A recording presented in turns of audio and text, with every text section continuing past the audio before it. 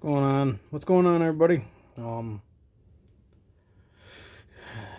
figured I'd do a video here on how to do a pull cord, rewind the pull cord on this right here. It's a Tecumseh 8 horse by the looks of it. What the heck is this thing?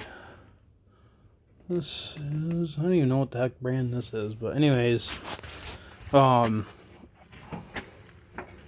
came to me with the pull cord. The pull cord is missing. It was all inside of here. Inside here, what happened was the handle broke off. So I'm going to show you how I did it.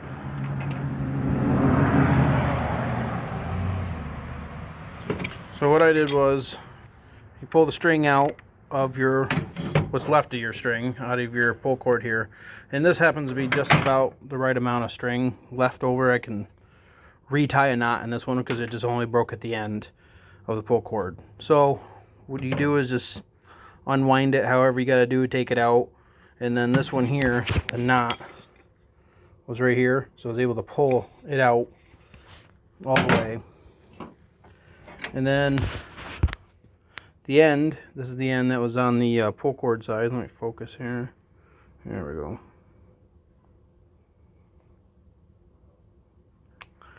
Come on, camera. Anyways, the what I did was I took a lighter and melted the end of it, just heat it up a little bit, and then just take your fingers. Show you here. But you just take a lighter, you heat up the end of this pretty good, and all you do is just pull it. And then what it'll do is it'll melt it up into a nice little point, so it's easier to feed through your ends here. So you could do this two different ways. I'll show you one way. Is I left the knot on the end where it was tied in here. So what you could do is, there's two different ways, but they all get wound up the same way. So here's your pull cord. If you were to pull it up, it's going to turn this way. And that's where you're going to get your spring tension, because if you let go, it'll spin back. So you want to wind the spring up. So you want to turn it counterclockwise. And so you want to turn it counterclockwise till you get a good spring tension. You don't want to turn it to the point where it gets really hard to turn, and then you could pop the spring inside, and then it's not good. But this part here is a little tricky. So right there is the spot I got marked, and right inside here is the hole. Like I said, you can do this two different ways with the string anyways. So with the string, being that the end's melted, you can feed it down through here and then straight through your hole. See right there? And then you pull it through, you tie a knot on this end, and then you just let it go and it'll wind itself up. Or, being that I left the knot, here it is, being I left the knot on this end, so I'm going to show you what I'm going to do. I'm going to take the end I melted, I'm going to feed it down through. This way is a little more of a pain in the butt, but you feed it in through there, and the end sticking out right there. So you just take your pair of needle nose pliers, pull it through, and then you grab what's left of it, and you're going to push it up through the rest of the way to where your pull cord goes. And then you just pull it all the way through till the knot hits.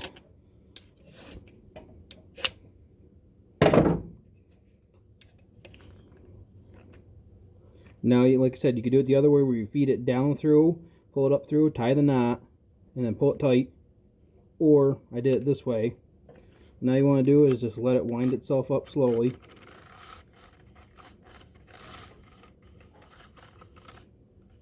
To the end is about here, the way I'm doing it. Now you want to feed it through your pull cord, or your handle, your pull handle.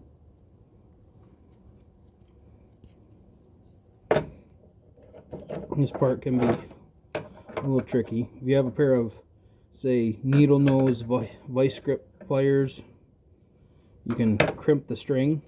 You can crimp the string, say, like right here, and that'll help hold it for you, so you're trying to hold the spring also, because if you let it go, it's going to wind up and then you're going to have to redo it all over again. Or some of these are slotted, but this one isn't. It only has a little hole here. But some of these are slotted, so you can actually stick a screwdriver in between here, and that'll hold it for you also. Well, yep, see, I let go of it. So now, gotta redo it again.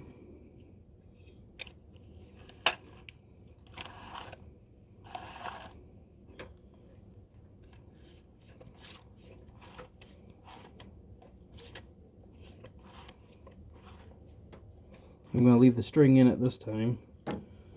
Now all I have to do is just feed the string back up through the pull cord hole. But that didn't work out to my benefit there because I made a knot. Try it again here. There. Now just let it go slow again.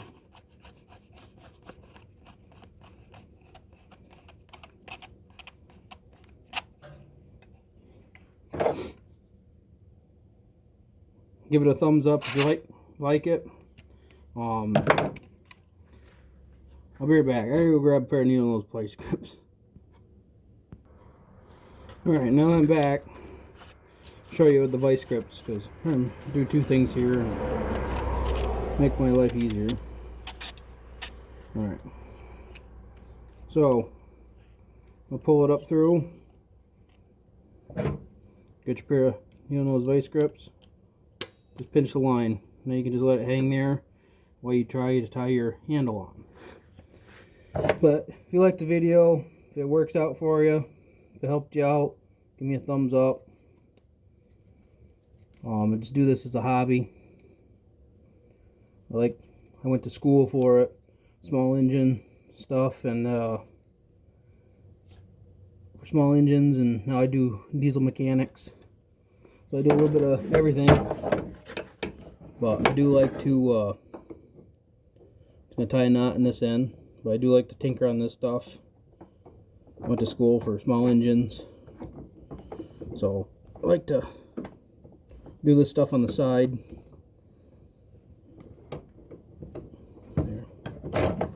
I just tie one big knot into it, because this is almost like a clothesline cord that the person used. They didn't want to buy a new string, so they wanted to keep it cheap as possible. So one knot in this stuff is pretty sufficient. I mean, buckle onto it, give it a pretty good tug.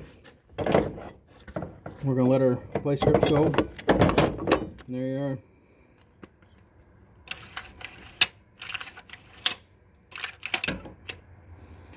And that's how you do a pull cord. So now, just got to put it on. This one was pretty simple. I didn't have to pull the whole shroud to do this one. This one just had the couple bolts on it here. And this one come off pretty simple. So that saved me from having to pull the whole shroud, because some of them you have to pull the whole shroud, and that in itself is a pain in the butt. But there we are. I figured I'd do a little quick video on that. I still got some other stuff to fix on this for the guy. So that's why I want to keep it cheap as possible. I got to fix this tire. I believe he said it needs a new fuel line by the looks of it. Yeah, it's pretty brittle. Been sitting around for a little while. The guy wanted to wait a little too late in the season, but fix a tire, put some new fuel line on it. I got to clean the carburetor. I'll probably do a video on this one on how to clean the carburetor, like I did the other one not too long ago on a Troy built. Trying to see what the heck this one is. I want to say this one is it's an Agway, or it's an Agway or an MTD. I'm not positive. There's the model number. White Outdoor Power, Kilcher, Ontario. Oh, it's a Canadian snowblower. Cool. But I figured I'd just do a little quick video on it, not to carry on too much longer. That's how I do a pull cord. If you have any questions, comments, Tom, write in the comments, whatever you gotta do. But like I said, I'll probably do a video on cleaning this carburetor at some point, and we'll go from there. All right, thank you.